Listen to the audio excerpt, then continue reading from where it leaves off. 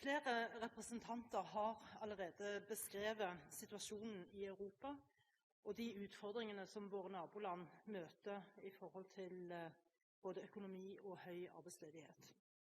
Med dette som bakteppe skal vi være takknemlige for at Norge er i en helt annen posisjon, takket være våre petroleumsressurser og vår evne til å kombinere ressursgrunnlaget med kompetanse for å sikre landet et godt økonomisk fundament.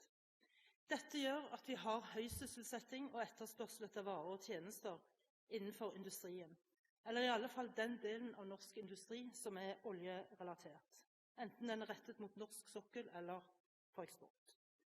Utfordringene fremover står allikevel i kø, fordi vi allerede er på god vei til å ha et todelt næringsliv, hvor den delen som er petroleumsrettet går på høygir, mens den andre delen av norsk industri og tjenesteyting sliter fordi det er nedgang i viktige eksportmarkeder.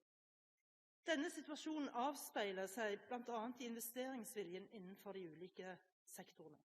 SSB forventer at investeringene i industri utenfor oljerelatert næringsliv vil være ca. 9,5% av totalen dette året. Dessverre så er forventningen til hva som skjer neste år ganske dystre, og SSB forventer at bare rundt 7% av investeringene i næringslivet vil komme til den delen som ikke er avhengig av petroleumsaktiviteten.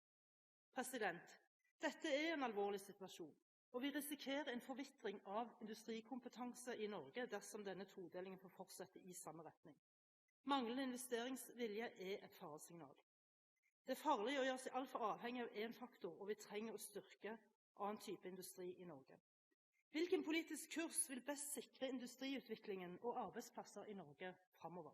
Hvilken politikk skal føres for å stimulere og tilrettelegge for at også den delen av industrien som ikke retter seg mot petroleumssektor, skal ha vekstmuligheter også i Norge? Denne regjeringen har i løpet av sine 7 år hatt om lag 270 milliarder kroner mer til disposisjon enn tidligere regjering. Det er interessant å se hvordan dette økte handlingsrommet er benyttet. Vel, det kan i alle fall umulig ha blitt benyttet til å styrke kvaliteten ved norske universiteter. Dessverre var ingen av våre universiteter å finne blant verdens 200 beste på ranking omtalt i Dagens Næringsliv i dag.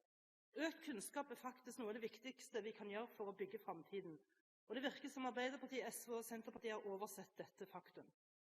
Høyre ser behovet for at vi får en styringsdyktig regjering som evner å investere i fremtiden.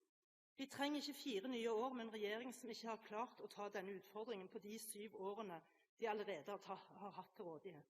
Vi trenger en ny politikk, nye ideer og bedre løsninger for samfunnet fremover.